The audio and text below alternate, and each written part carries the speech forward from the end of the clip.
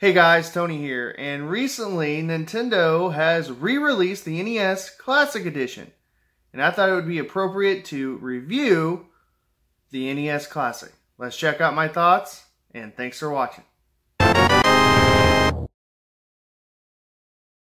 Okay guys, let's talk about the console itself, like the actual design of the console.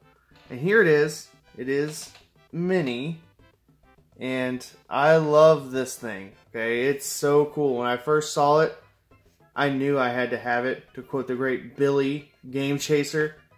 And it has HDMI out, and it has your power cord here. And it's just a neat little system. And if you notice, it actually uses the Wii like nunchuck controller port. And we're going to talk about alternatives that you can use for that really short controller. So let's check that out.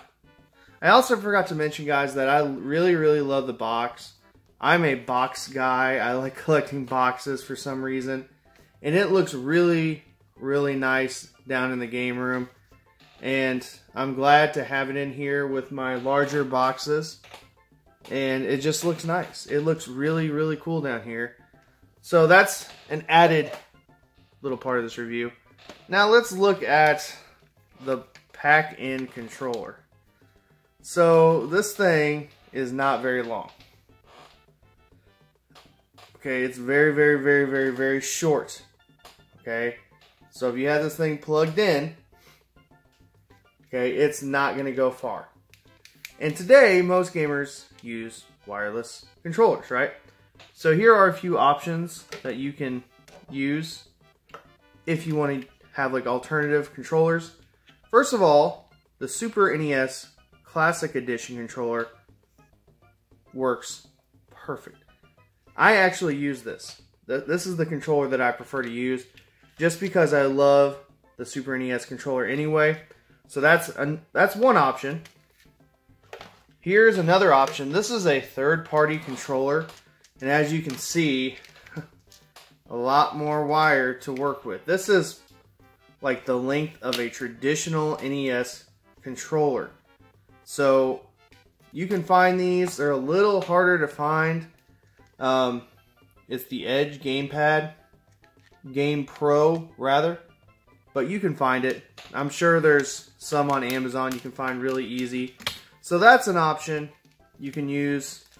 This one's not preferred, but it is a choice. The cable is about the same. Okay, this is one of the classic Wii controllers. But again, the wire is about the same. I think it might be a little bit longer.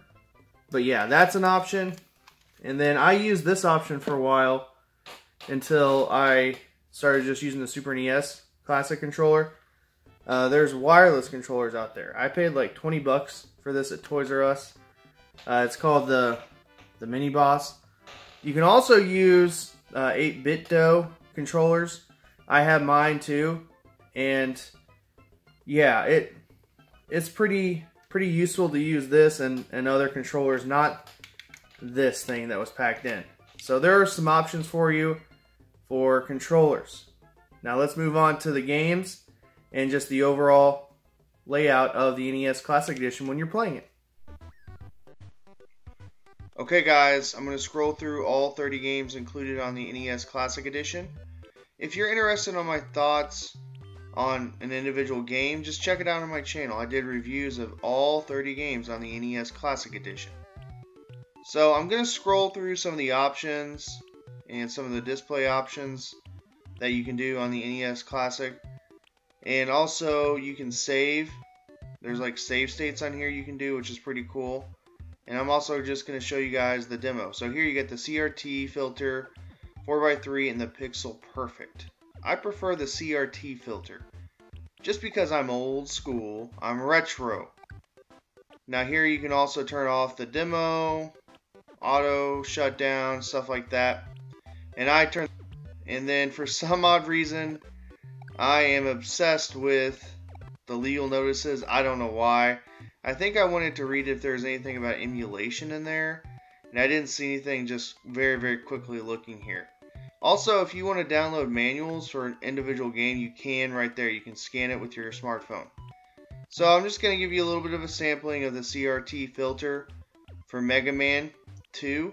And guys, I suck at Megaman 2. I am awful at Megaman 2. And in my review, it's very evident. Okay. So the CRT filter is phenomenal. I actually use this filter when I'm playing the Sega Genesis Classics on the PlayStation 4. And I think it looks great.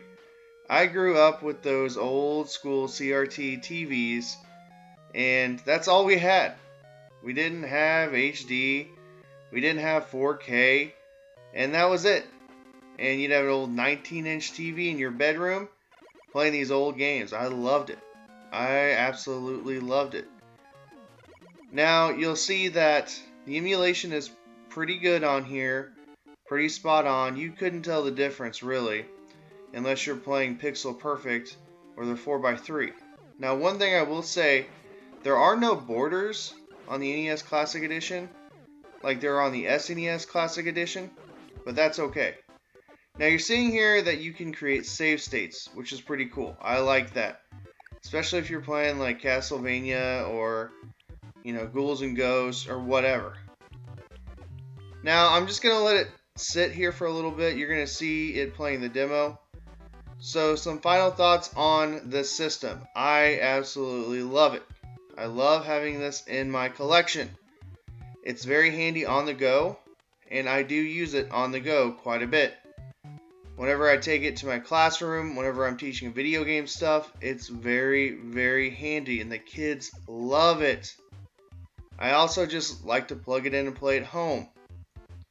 And guys, let me know what you think of the NES Classic Edition. Did you track one down?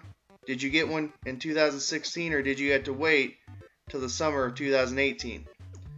Guys, thanks for watching. This has been a blast this whole month, reviewing all the games, reviewing this, and just the coverage of the NES Classic Edition. Enjoy the rest of this footage, guys, and thank you for watching. Have a great rest of your day.